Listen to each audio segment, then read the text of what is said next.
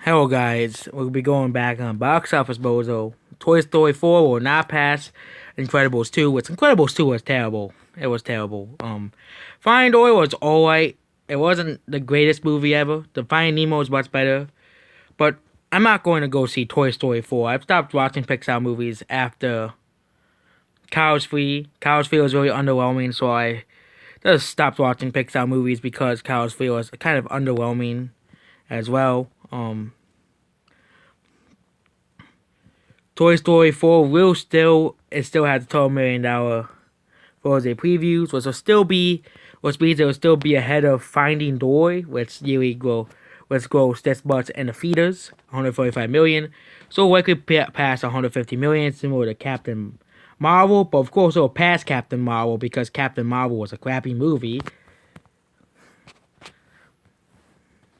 And animated movies typically, except for Ugly Dolls, has really good wig. They usually have really good wigs in the box office. Look at How to Train Your Dragon.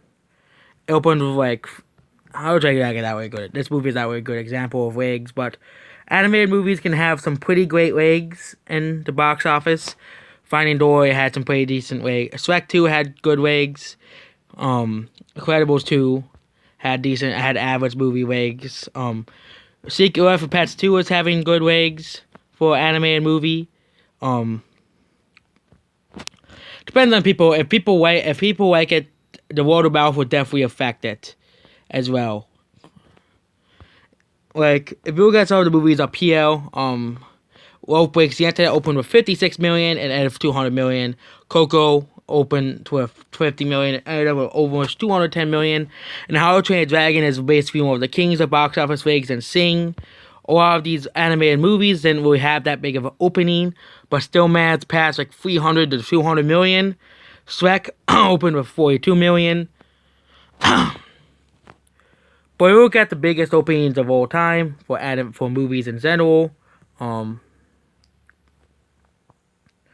All time openings, domestic openings of domestic records. Incredibles 2 actually had pretty good wigs, even though it was a bad movie. But a lot of Disney fanboys and Pixar fanboys went to go see Incredibles 2 anyways. No, the domestic openings. No, not Earth. I don't want to know about Earth by Google. Okay, I want to know the highest domestic. Okay, so what are domestic openings?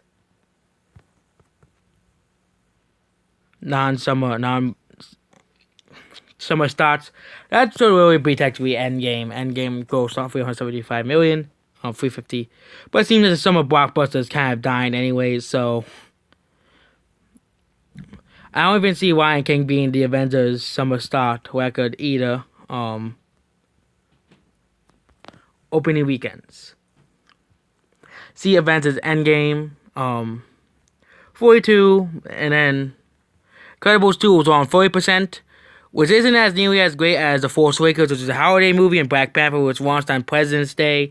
And also, we all know the real reason why Black Panther did so well. We don't even have to explain it. Dark Knight, that's because that was a classic movie. Rogue One, holidays. All these movies can usually be explained of holidays. Finding Dory had, but you look at Finding Dory had 27%. So animated movies usually have really good wigs.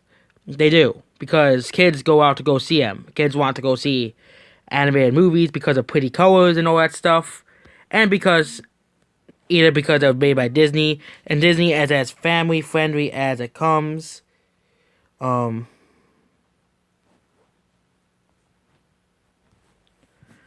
Look at Pets, 28%, Shrek 2, Toy Story 3, 26%.